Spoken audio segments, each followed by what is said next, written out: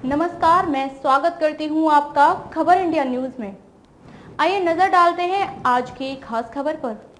EVM में रार SC में शिंदे उद्धव की लड़ाई, साइलेंट मोड पर बीजेपी। महाराष्ट्र की पॉलिटिक्स में चल क्या रहा है? राज्य में इस समय शिवसेना बीजेपी की सरकार है, लेकिन इस गठबंधन सरकार में एक बाधा सामने आ रही है। वह बाधा सुप्रीम कोर्ट में पूर्व सीएम उद्धव ठाकरे की याचिका है। महाराष्ट्र की सियासत इन दिनों गरमाई हुई है। एकनाथ शिंदे सरकार को अस्तित्व में आए अभी 1 साल भी नहीं हुआ है और इसके भविष्य को लेकर सवाल उठने लगे हैं।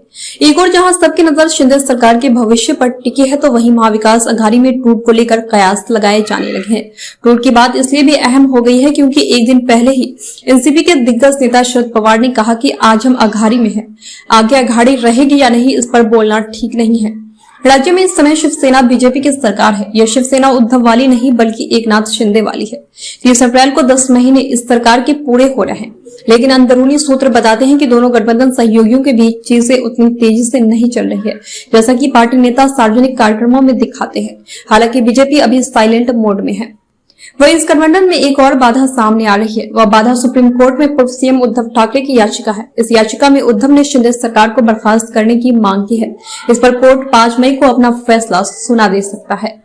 उत्तर प्रदेश के बाद महाराष्ट्र में सबसे अधिक 48 लोकसभा सीटें हैं।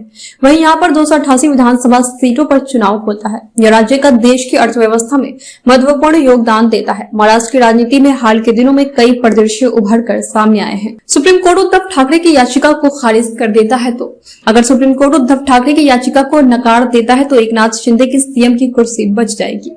वह अगले चुनाव तक सीएम बने रहेंगे। इस स्थिति में ऐसी संभावना जताई जा रही है कि अगला विधानसभा चुनाव भी शिंदे के नेतृत्व में ही लड़ा जाएगा। ऐसा डिप्टी सीएम देवेंद्र फडणवीस भी कह चुके हैं। अगर कोर्ट ने शिंदे के खिलाफ फैसला सुनाया तब क्या होगा? अगर सुप्रीम कोर्ट उद्धव ठाकरे की याचिका के समर्थन में अपना फैसला सुना देता है तो एकनाथ शिंदे को सीएम पद छोड़ना पड़ सकता है। हालांकि ऐसी कम संभावना जताई जा रही है कि सुप्रीम कोर्ट शिंदे और अन्य 15 विधायकों को अयोग्य करार देगा। अगर शिंदे को सीएम पद छोड़ना पड़े तब मान लें कि सुप्रीम कोर्ट शिंदे को पद छोड़ने का आदेश जारी भी कर देता है, फिर भी सत्तारूढ़ गठबंधन बहुमत में भी रहेगा क्योंकि इनके समर्थन में 165 विधायक है। यह आंकड़ा साधारण बहुमत के लिए आवश्यक से 20 अधिक है। राज्य में सरकार बनाने के लिए 145 विधायकों की जरूरत है। हालांकि इस स्थिति में देवेंद्र फडणवीस सीएम के पद पर आसीन हो सकते हैं। वही शिंदे के किसी खास को डिप्टी सीएम का पद मिल सकता है। अगर शरद शिवसेना भाजपा गठबंधन में शामिल हो जाते हैं तब ऐसा हो कि एनसीपी प्रमुख शरद पवार सत्तारूढ़ शिवसेना भाजपा गठबंधन में शामिल हो जाते हैं। ऐसे में शिंदे के लिए आगामी विधानसभा चुनाव में सीएम पद की दावेदारी को लेकर एक असहज करने वाली स्थिति बन सकती है। शरद पवार एनसीपी के दिग्गज नेताओं में से एक है।